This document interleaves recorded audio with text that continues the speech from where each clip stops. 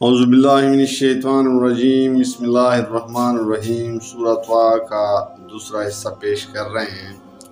Number 2، جو بات آج محمد صلی اللہ علیہ وسلم پیش کر رہے ہیں یعنی توحید اور آخرت، ٹھیک وہی بات منصب نبوت پر مقرر کرتے وقت اللہ تعالیٰ نے موسیٰ علیہ السلام کو سکھائی تھی۔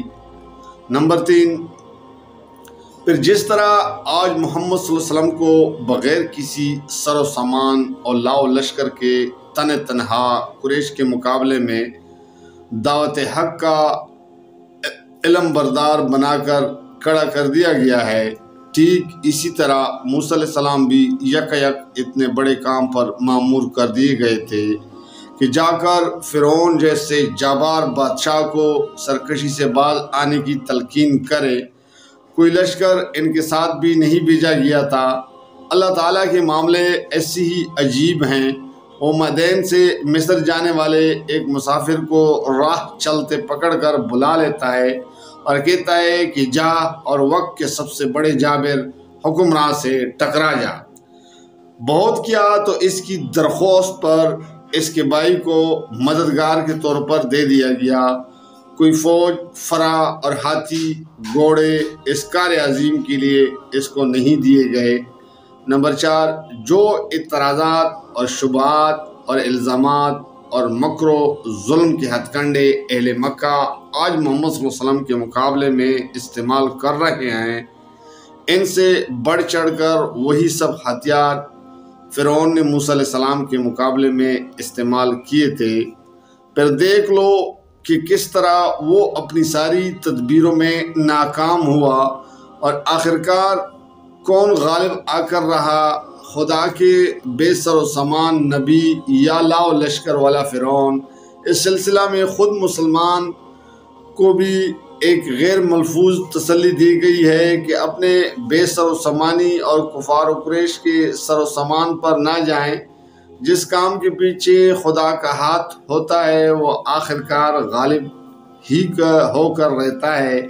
اسی کے ساتھ مسلمانوں کے سامنے ساحران مصر کا نمونہ بھی پیش کیا گیا ہے کہ جب حق ان پر منکشف ہو گیا تو وہ بے دھڑک اس پر ایمان لے آئے، اور پھر فرعون کے انتقام کا خوف انہیں بال برابر بھی ایمان کی راہ سے نہ ہٹا سکا۔ نمبر 5، آخر میں بنی اسرائیل کی تاریخ سے ایک شہادت پیش کرتے ہوئے یہ بھی بتایا گیا کہ دیوتاؤں اور معبودوں کے گڑے جانے کی ابتدا کس مضحک آخیز طریقے سے ہوا کرتی ہے، اور یہ کہ خدا کے نبی اس گناؤنی چیز کا نام و نشان تک باقی رہنے کی کبھی روادار نہیں ہوئے ہیں۔ پس آج اس شرک اور بت پرستی کی جو مخالفت محمد صلی اللہ علیہ وسلم کر رہے ہیں وہ نبوت کی تاریخ میں کوئی پہلا واقعہ نہیں ہے۔ اس طرح موسیٰ علیہ السلام کے پیرائے میں ان کے تمام معاملات پر روشنی ڈالی گئی ہے جو اس وقت کی ان کی اور نبی صلی اللہ علیہ وسلم کی باہمی کشمکش سے تعلق رکھتے تھے۔ اس کے بعد ایک مختصر وعظ کیا گیا ہے کہ بہرحال یہ قرآن ایک نصیحت اور یاد دہانی ہے جو تمہاری اپنی زبان میں تم کو سمجھانے کے لیے بھیجی گئی ہے۔ اس پر کان دھرو گے اور اس سے سبق لو گے تو اپنا ہی بھلا کرو گے، نہ مانو گے تو خود برا انجام دیکھو گے۔ پھر آدم علیہ السلام کا قصہ بیان کر کے یہ بات سمجھائی گئی ہے کہ جس روش پر تم لوگ جا رہے ہو یہ دراصل شیطان کی پیروی ہے۔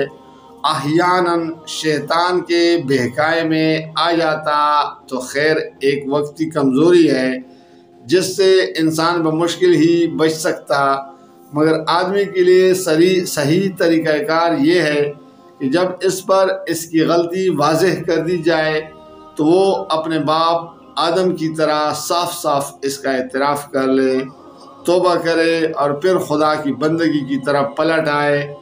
غلطی اور اس پر ہٹ درمی اور نصیحت پر نصیحت کیے جانے پر بھی اس سے باز نہ آنا اپنے پاؤں پر آپ کلاڑی مارنا ہے، جس کا نقصان آدمی کو خود ہی بھگتنا پڑے گا، کسی دوسرے کا کچھ نہ بگڑے گا۔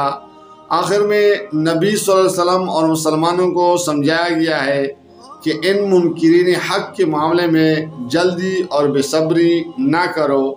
خدا کا قاعدہ یہ ہے کہ وہ کسی قوم کو اس کی کفر انکار پر فوراً نہیں پکڑ لیتا بلکہ سنبھلنے کے لیے کافی مہلت دیتا ہے، لہٰذا گھبراؤ نہیں، صبر کے ساتھ ان لوگوں کی زیادتیاں برداشت کرتے چلے جاؤ اور نصیحت کا حق ادا کرتے رہو۔